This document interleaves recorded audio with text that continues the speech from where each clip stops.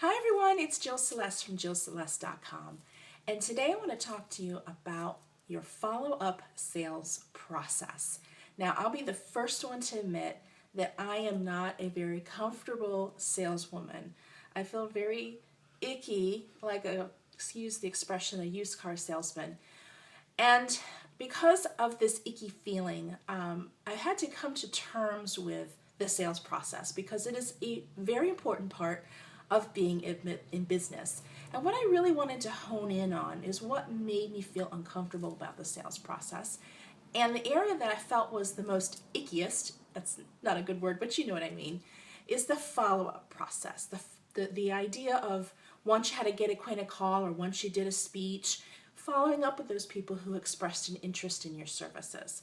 So I really wanted to create what I call a powerful but loving follow-up process, and I want to share with you how I have done that and continue to work on this throughout my career. But I want to share with you where I'm at right now and see if this will help you if you feel uncomfortable with this sales process as well. So the first tip that I want to share with you is if you do what I call get acquainted calls, when you get on the phone with somebody, it's like a complimentary get to know you call to see if there's a match. You want to make sure you take really good notes during your get acquainted call. I happen to type my notes into my customer database, but even if you use a notebook, whatever the case may be, make sure you take excellent notes, because when you do the follow-ups, the information in your notes is really going to help you with that, and I'll talk about that in just a second. So that's my first tip. The second tip is to make sure you set aside time every week for follow-ups. And what I do is I use Outlook. I go to my Outlook calendar and I just block the 30 minutes, an hour, whatever length of time I need, and I just block it in every week to make sure that I hold that time very sacred and don't book over it. That way, it's sort of a reminder to me that, hey Jill, today's follow-up day, and I can get in the mindset of how to follow up with my peeps. So that's the second tip. The third tip is you need to keep track of who you're following up with and the frequency of that follow-up, because different people are in different stages of your sales process. You might have just met someone last week, and this is your initial reach out after maybe doing a get acquainted call. Or maybe they've been in your pipeline for a while, so maybe you're only following up every 3 to 4 weeks. What I like to do is in that appointment that I've put on my Outlook calendar, I just write who I'm supposed to be following up with right there on that appointment. That way there's no guesswork. I'm not flipping through files. I have the information right there, and then when I set the next appointment, I go through and designate who needs to be followed up with then as well. So whatever process works for you. Some people will use a spreadsheet.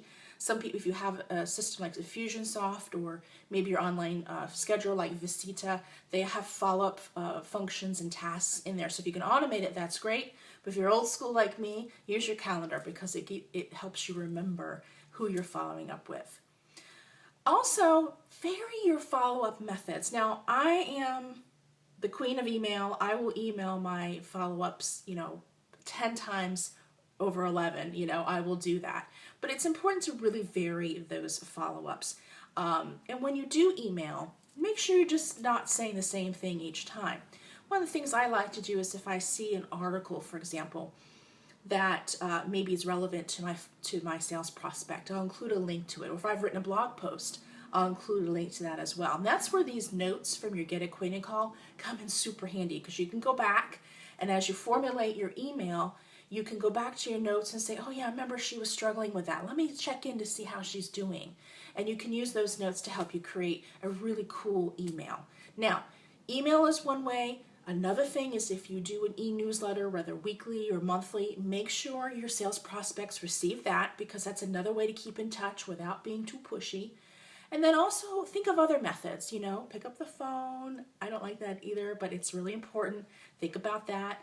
Use snail mail. Actually make a letter, because that's something people don't do nowadays because of the electronic and the digital world. But actually sending a letter through the U.S. mail can be very impactful, so think about that as well. So vary your follow-up methods to kind of keep different approaches going to get those customers into your pipeline. And the last tip, and I think it's the most important, is to be yourself. If you ever get on a call with me, that initial get acquainted call, I will tell you right at the beginning, I am not a salesperson. I don't like to pressure people. So I set forth that expectation that when I'm following up with you, it's because I really care. I'm really kind of curious how you're doing. We've had this conversation. Now my life kind of invested in what you're doing. So I'm going to check in with you to make sure you're doing okay. And I let people know that. And that's me. That's what feels comfortable for me. So don't be afraid to be yourself. Disclose your comfort or discomfort with the sales process with your sales prospects. 9 times out of 10, they're going to be right there with you. And remember that people love to buy, but they need to be sold too. So make sure you keep that in mind when you communicate. Be authentic and show that you care, and that's going to get you so much further in your follow-up sales process. You know, a lot of really expert salespeople will say the magic's in the follow-up, and they say that because if you keep following up consistently, you're going to close more sales. But I think, in addition to that the magic's in the follow-up because it gives you a chance to reach out and say that you care. I work with, and I'm one as well, a heart-centered, purpose-driven entrepreneurs, people who really have an innate gift that they want to share. And I want you to think about your follow-up process as a way of sharing your gifts, as a way of just reminding people, I'm here for you when you need me. So if you focus in on that aspect, it really becomes almost your duty to follow up because people need your help. So hopefully that'll help you shift your mindset, because that's what I'm working on with this process as well.